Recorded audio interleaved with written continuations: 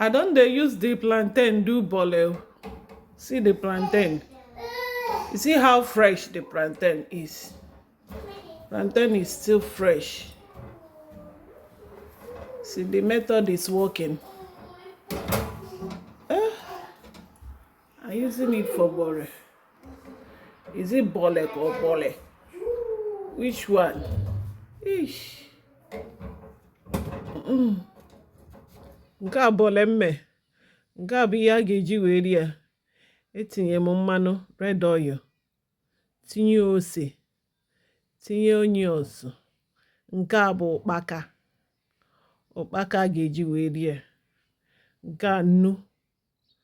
Etinye nnu. Enwero measurement nnu. Nke a ntinye bụ ụtazị. Ụtazị. Ọ dịgo. Nke a atọka bole na ukpaka.